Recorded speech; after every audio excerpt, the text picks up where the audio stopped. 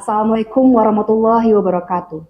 Shalom, Om Swastiastu, Namo Buddhaya, Salam Kebajikan, Rahayu. Semoga kita dalam keadaan sehat dan selalu dalam lindungan Tuhan Yang Maha Esa. Perkenalkan, saya Dini Nadilah, SPI MSI, dosen tetap program studi D3 Teknologi Hasil Pertanian, Fakultas Sekolah Vokasi, Universitas 11 Maret. Saat ini saya sedang dalam proses mengikuti sertifikasi dosen gelombang 1 yang diselenggarakan oleh Kementerian Pendidikan, Sains dan Teknologi tahun 2026.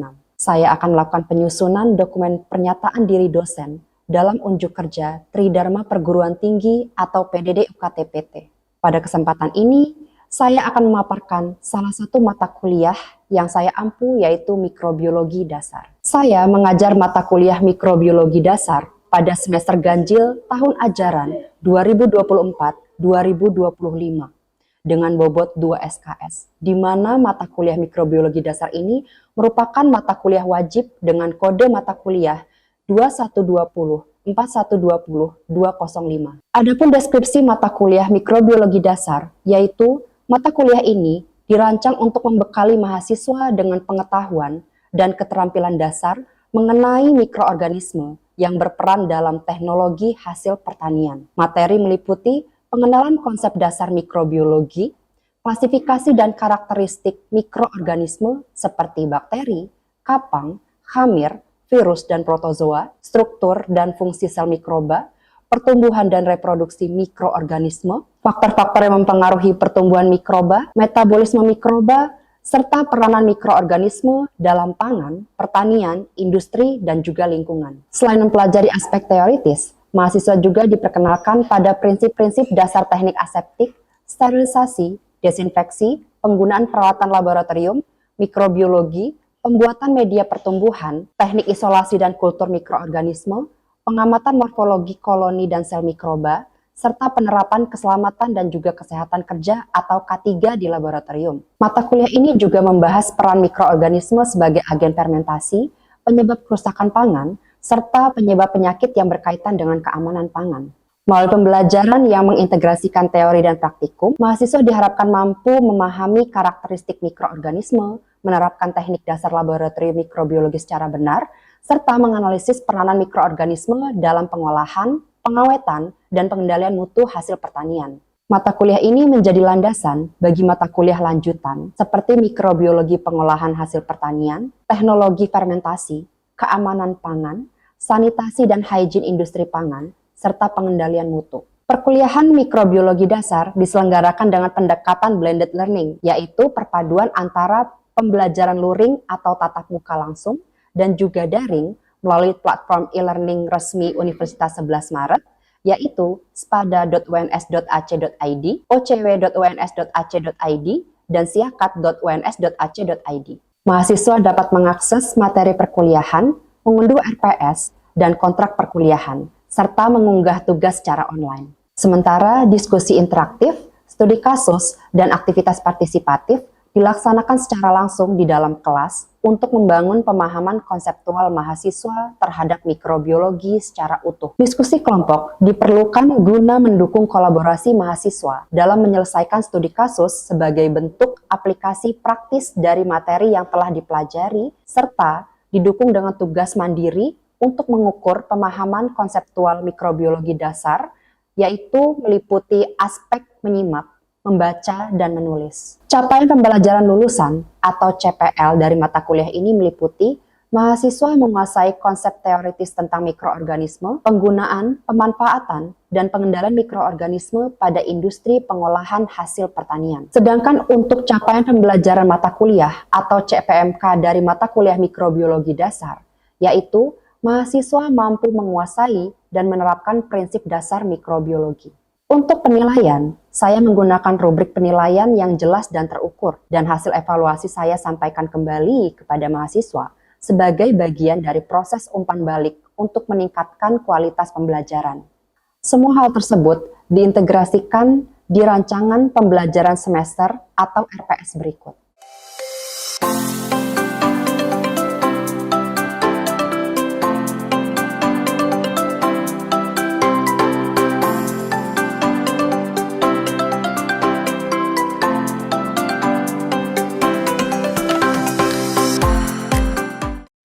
Dengan pendekatan ini, saya berkomitmen untuk menciptakan pembelajaran yang berpusat pada mahasiswa, sekaligus menyiapkan lulusan yang mahir dan cakap dalam bidang mikrobiologi yang menjadi dasar pemahaman untuk bertindak, berpikir kritis, adaptif terhadap perubahan, serta siap menghadapi tantangan dunia kerja di bidang pangan. Demikian paparan saya mengenai mata kuliah mikrobiologi dasar. Mari kita simak video pembelajaran mata kuliah mikrobiologi dasar yang telah dirancang dalam penyampaian yang jelas dan terstruktur, keterlibatan aktif mahasiswa dalam diskusi dan tugas, dan evaluasi serta umpan balik untuk mendukung pencapaian hasil belajar secara optimal. Semoga tampilan video ini menjadi gambaran nyata mengenai proses pembelajaran yang saya laksanakan di kelas. Terima kasih. Bismillahirrahmanirrahim. Assalamualaikum warahmatullahi wabarakatuh. Waalaikumsalam warahmatullahi wabarakatuh. Oke, selamat pagi adik-adik semua. Ya, hari ini kita akan melanjutkan kembali mata kuliah kita di mata kuliah mikrobiologi dasar, gitu ya. Namun sebelum kita mulai perkuliahan hari ini, alangkah baiknya kita berdoa dulu. Berdoa menurut ajaran dan kepercayaan masing-masing, berdoa dimulai. Berdoa selesai. Oke, baik. Mungkin PJ boleh saya minta absensi terlebih dahulu ya, sebelum kita memulai perkuliahan. Oke.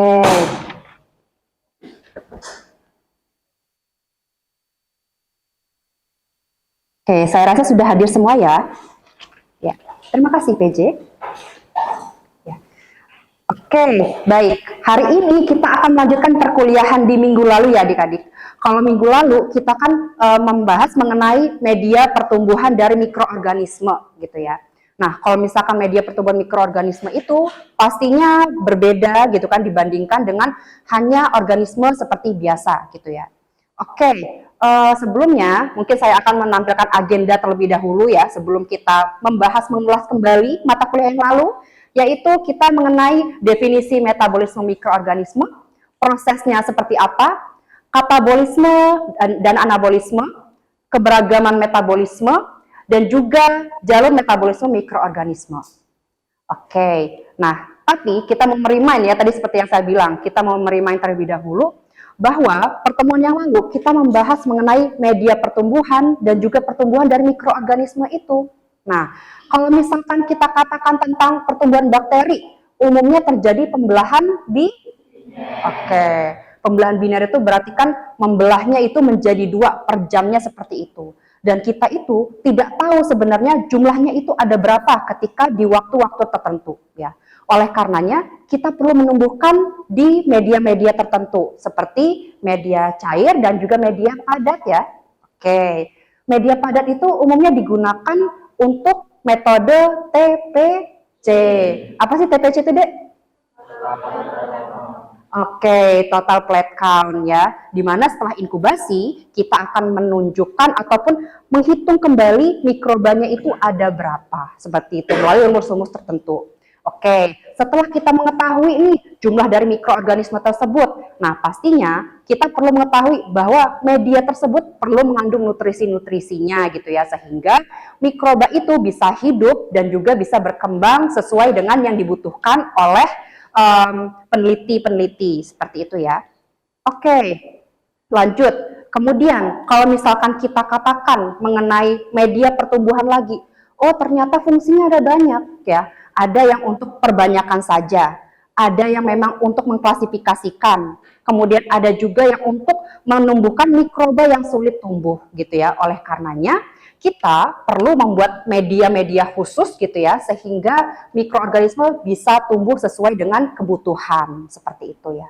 Oke, kita sudah memahami bagaimana pertumbuhan itu, nggih? Oke, selanjutnya kita masuk ke materi kita, yaitu mengenai metabolisme mikroorganisme. Nah, saya pengen tanya terlebih dahulu, apa sih metabolisme mikroorganisme tersebut? Ada yang mau memberikan tanggapan? Oke, silakan Mbak Andika. Jadi, metabolisme mikroorganisme itu adalah proses mikroorganisme mengubah nutrisi menjadi energi. Selain itu, metabolisme juga dapat membentuk komponen sel agar dapat hidup, tumbuh, dan berkembang. Boleh Mbak yang lain? Oke, silakan Mbak Irma. Menurut saya, metabolisme organisme adalah seluruh proses reaksi kimia yang terjadi di dalam sel mikroorganisme untuk menghasilkan energi dan mempertahankan kehidupannya. Oke, baik. Tadi tanggapan dari Anglika dan juga Irma itu sudah sangat baik ya, bahwa metabolisme mikroorganisme itu adalah perubahan secara kimiawi maupun biokimiawi yang terjadi oleh mikroorganisme itu sendiri gitu ya, sehingga bisalah mikroorganisme itu untuk tumbuh ya, untuk berkembang biak, untuk beradaptasi, kemudian untuk respirasi dan lainnya gitu ya, yang diperlukan untuk kebutuhan dari mikroorganisme tersebut gitu. Oke, kita sudah mengetahui tentang metabolisme mikroorganisme. Lalu metabolisme itu prosesnya kayak gimana? Nah, kita bagi menjadi dua ya, yaitu katabolisme dan anabolisme. Nah, kalau misalkan kita bahas nih satu persatu. Sekarang kita bahas satu persatu ya mengenai katabolisme dan juga anabolisme. Nah, katabolisme. Kalau kita ibaratkan dengan katabolisme, itu seperti sebuah gedung tua yang besar, namun dia itu sudah hampir rusak gitu ya. Nah, tapi kita mau mengambil bahan-bahan bakunya saja yang masih bagus untuk digunakan membuat gedung baru. Nah, jadi istilahnya apa? Jadi molekul yang kompleks ya, molekul yang kompleks dirombak menjadi molekul yang lebih sederhana gitu ya. Dan contoh-contohnya apa saja? Contohnya itu misalkan menjadi air atau menjadi karbon dioksida seperti itu. Yang pastinya itu ada di proses-proses tertentu seperti respirasi dan juga fermentasi. Oke, baik. Tadi proses katabolisme terbagi menjadi dua ya, yaitu respirasi dan juga fermentasi. Nah, kalau misalkan kita katakan respirasi yang seperti kita sudah pelajari terdiri dari dua, yaitu anaerob dan aerob. Kalau misalkan respirasi aerob, itu berarti menggunakan oksigen. Lalu kalau misalkan respirasi anaerob, tidak menggunakan oksigen gitu ya. Nah, kalau misalkan kita lihat, sebenarnya respirasi secara aerob itu respirasi secara umum, yaitu proses glikolisis, di mana mikroorganisme itu akan mengubah glukosa menjadi senyawa-senyawa sederhana lainnya gitu ya. Misalkan seperti ada CO2, ada H2O, dan energi. Sampai sini ada yang mau ditanyakan? Oke, silakan Mbak Cynthia. Izin bertanya, Bu. Saya pernah membaca bahwa respirasi aerob menghasilkan energi lebih besar dibandingkan fermentasi. Mengapa hal tersebut dapat terjadi, Bu?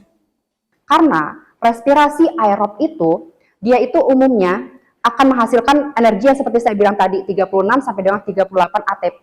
Dikarenakan apa? Dikarenakan adanya glukosa yang dipecah secara utuh.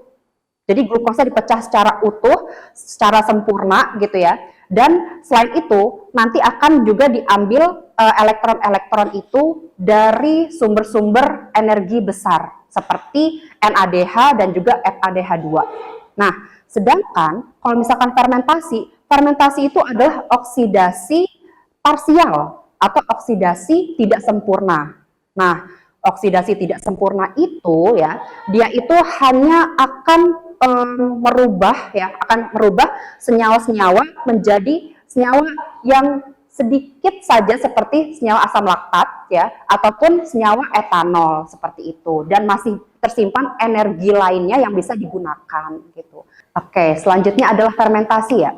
Jadi kalau misalkan fermentasi itu dia akan merubah senyawa kompleks menjadi senyawa sederhana.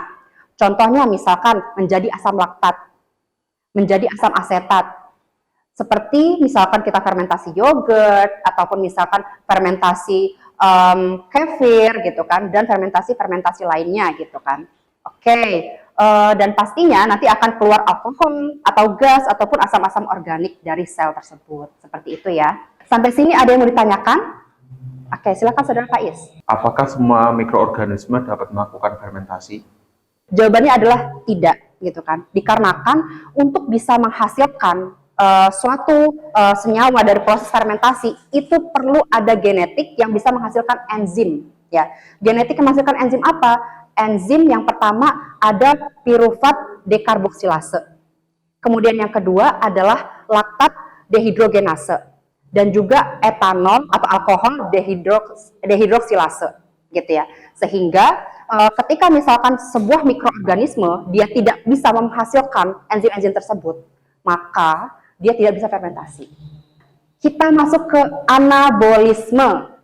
Nah, kalau anabolisme tadi saya bilang, oh analogi sebuah bangunan ya. Bangunan itu dia sudah dihancurkan. Lalu dia nanti akan ada komponen-komponen yang sederhana. Nah, komponen yang sederhana itu dipakai buat bikin bangunan baru, yaitu pembangunan ya istilahnya kalau di sini ya, pembangunan. Nah, istilahnya kayak kita itu membuat suatu molekul kompleks dari molekul yang sederhana. Nah, contohnya siapa aja? Contohnya ada fotosintesis, kemosintesis ya, dan juga sintesis lemak serta sintesis protein. Intinya, perbedaan dari mereka semua ini adalah yang pertama kalau fotosintesis itu penggunaan karbon ya, penggunaan karbon dari karbon dioksida dan juga cahaya gitu kan untuk menghasilkan makanan istilahnya bagi mikroorganisme ataupun bagi organisme seperti itu. Nah, kalau misalkan yang kemosintesis dan juga sintesis lemak serta sintesis protein ini adalah pembuatan suatu senyawa kompleks. Kalau kemosintesis pembuatan karbohidrat, sintesis lemak pembuatan lemak, dan sintesis protein ini pembuatan protein. Nah, ketiganya ini ya, ketiga sintesis ini pastinya dia itu dihasilkan ketika misalkan ada mikromolekul ya yang lebih sederhana. Nah, itu menggunakan suatu enzim ya, dan dia bisa menghasilkan suatu senyawa makromolekul yang lebih besar gitu kan dibandingkan molekul-molekul sebelumnya seperti itu. Sampai sini ada yang mau ditanyakan terlebih dahulu? Izin bertanya, Bu. Mengapa oksigen dapat menguntungkan sebagian mikroorganisme tetapi berbahaya bagi mikroorganisme lain? Ini ada kaitannya lagi dengan genetik adik-adik. Nah, kenapa? Jadi ini, kalau misalkan umumnya mikroorganisme yang dia bisa menggunakan oksigen, biasanya mikroorganismenya ini dia akan menghasilkan enzim seperti enzim super dismutase oksidase dan juga enzim katalase. Nah, kedua enzim ini akan melindungi mikroba ya yang ketika terkena oksigen, karena ketika oksigen itu diolah, dia itu akan menghasilkan senyawa radikal bebas. Nah, senyawa radikal bebas ini akan merusak lipid, merusak protein, merusak nutrisi-nutrisi yang ada pada mikroorganisme tersebut. Keberagaman metabolisme itu intinya adalah dari kegunaan sumber energi berupa cahaya ya, dan juga karbon. Gitu. Nah, mungkin yang pertama akan saya jelaskan dulu mengenai kemoheterotrof dan juga kemoautotrof. Kemo itu kimia, kemo itu kimia. Kemudian kalau misalkan autotrof ini artinya menggunakan karbon atau bisa membuat karbon itu ya menjadi sebuah energi gitu ya, tapi dibuat sendiri oleh tubuhnya mikroorganisme tersebut. Gitu. Nah, sedangkan kalau misalkan yang kemoheterotrof ini biasanya dia mikroorganismenya itu menggunakan sumber kimianya itu dari organik ya. Mengenai fotoheterotrof dan juga fotoautotrof. Kalau misalkan foto berarti cahaya foto itu gitu kan. Berarti kalau misalkan fotoautotrof ini seperti fotosintesis biasa deh. Jadi kita mikroorganisme itu menggunakan cahaya sebagai sumber karbonnya plus karbon dioksida ya. Jadi kalau misalkan tanaman-tanaman ataupun misalkan mikroorganisme gitu kan, contohnya seperti tumbuhan alga dan juga cyanobacteria yang biasanya menghasilkan suatu energi tapi sumbernya dari cahaya gitu. Oke, kalau misalkan fotoheterotrof, nah fotoheterotrof ini dia menggunakan cahaya gitu ya, menggunakan karbon-karbonnya. Nah, karbonnya itu umumnya seperti yang saya katakan tadi, dia itu menggunakan dari amilum, pati, karbohidrat dan lain-lainnya itu gitu kan.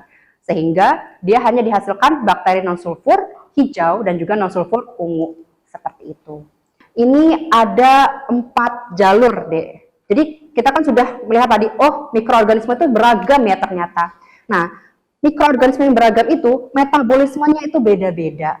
Ada 4 jalur gitu ya. Yang pertama ada jalur Embden-Merhoff-Parnas ya. Kalau misalkan yang satunya apa? Jalur Ebner-Dodorov gitu ya. Nah, ini dan ini itu kayak versus istilahnya. Apa? Jadi kalau misalkan yang Embden-Merhoff-Parnas ini glikolisis secara umum. Nah, kalau glikolisis secara umum itu ada enzim yang bisa memecahnya.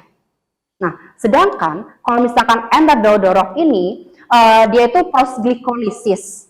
Tapi dia glikolisis alternatif. Kenapa? Karena tidak ada enzim yang dihasilkan untuk bisa memecah glukosa menjadi pirufat dan gliserol 3-fosfat. Terus kita versus lagi nih. Oke, kita versus lagi.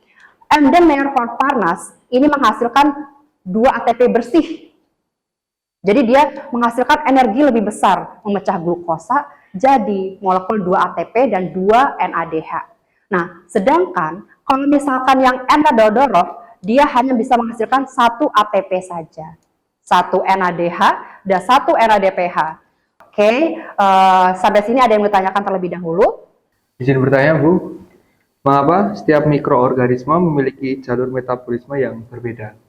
Sebenarnya jawabannya itu adalah dikarenakan ekologi, kemudian dikarenakan nutrisi, kemudian dikarenakan lingkungan ataupun alat yang digunakan untuk memperbanyak mikroorganisme tersebut. Ya, oke.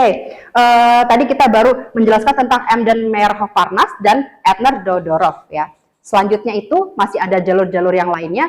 Bedanya apa sih dengan yang tadi, Bu? Kalau yang tadi itu kita memecah glukosa ya menjadi sebuah energi. Nah, tapi kalau di sini untuk yang pertama nih misalkan ya HMF ya, pentosa fosfat.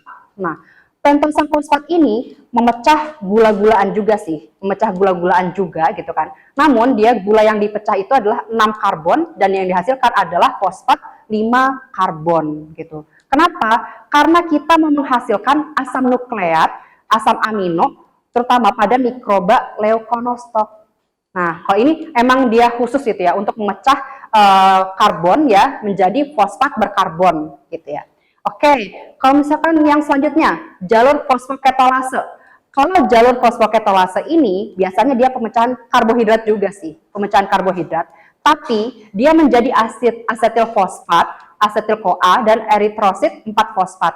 Kenapa? Karena jalurnya beda. Jalurnya itu kita melalui jalur pentosa. Nah, makanya ini sebenarnya glukosa semuanya dipecah, tapi jalurnya itu beda-beda. Yang pertama ini kalau ini lewat jalur fosfat pentosa, ya ini lewat jalur pentosa ya, dimana kalau misalkan karbohidrat dipecah, dia akan menjadi asetil fosfat, asetil CoA, dan juga eritrosit 4-fosfat gitu.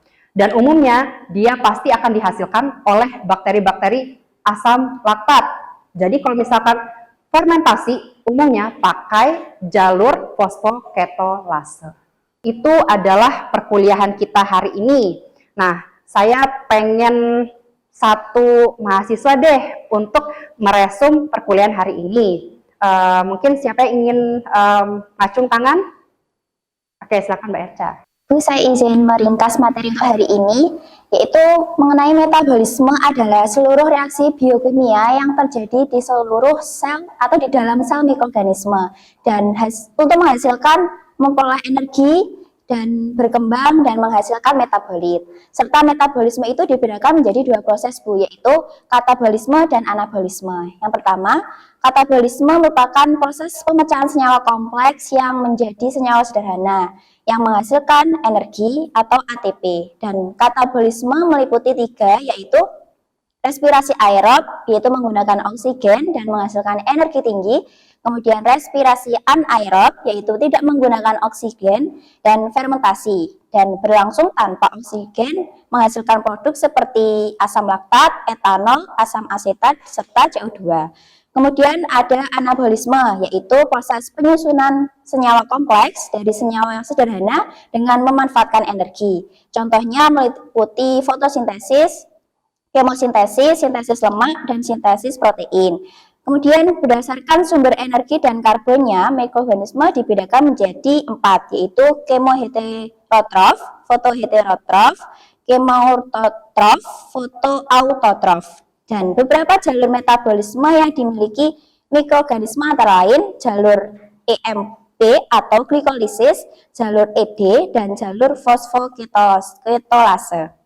Serta menurut saya, penerapan dalam teknologi hasil pertanian sendiri, pemahaman metabolisme itu sangat penting, yaitu untuk mengoptimalkan proses fermentasi dan meningkatkan mutu keamanan pangan, dan mengembangkan produk pangan fungsional. Dan kesimpulan untuk hari ini yaitu metabolisme mikroorganisme merupakan dasar seluruh aktivitas kehidupan mikroba, katabolisme untuk menghasilkan energi, sedangkan anabolisme memanfaatkan energi untuk membentuk komponen sel. Dan pemahaman metabolisme sangat penting dalam mengembangkan proses fermentasi dan industri pengolahan hasil pertanian karena menentukan efisiensi produksi dan kualitas produk pangan. Oke, baik. Terima kasih Mbak Erca atas ringkasannya hari ini. Oke, tadi kita sudah mendengar mengenai mikroorganisme itu sendiri, metabolisme seperti apa, mulai dari anabolisme dan juga katabolisme hingga jalur-jalurnya gitu ya. Nah, sekarang mungkin kita kuis terlebih dahulu ya. Kuisnya silakan dibuka ocw.uns.ac.id-nya. Silakan untuk mengerjakan terlebih dahulu. Kuisnya sudah selesai ya. Nah, selanjutnya saya akan memberikan oleh-oleh tugas terlebih dahulu gitu ya, yaitu resume artikel ilmiah 10 tahun terakhir untuk 3 artikel ilmiah ya. Nanti dibahas mengenai judulnya apa, tujuannya apa, hasil utamanya apa, dan hubungannya dengan metabolisme mikroorganisme itu seperti apa gitu ya. Dikumpulkan minggu depan di spada.uns.ac.id. Oke, baik. Terima kasih atas kehadirannya dan juga atas partisipasinya. Semoga ilmunya bermanfaat. Saya tutup. Terima kasih. Wassalamualaikum warahmatullahi wabarakatuh. Waalaikumsalam warahmatullahi wabarakatuh. Terima kasih, Bu. Sebagai seorang dosen, saya meyakini bahwa Tridharma Perguruan Tinggi bukan sekedar kewajiban akademik, melainkan tanggung jawab moral untuk mencetak sumber daya manusia yang unggul, menghasilkan karya yang bermanfaat, serta berkontribusi dalam penyelesaian berbagai permasalahan di masyarakat. Dengan semangat pembelajaran sepanjang hayat, saya akan terus berupaya meningkatkan kualitas diri dan kinerja sebagai pendidik profesional. Terima kasih. Demikian pernyataan diri yang dapat saya sampaikan. Terima kasih atas perhatian Bapak dan Ibu Asesor. Wassalamualaikum warahmatullahi wabarakatuh.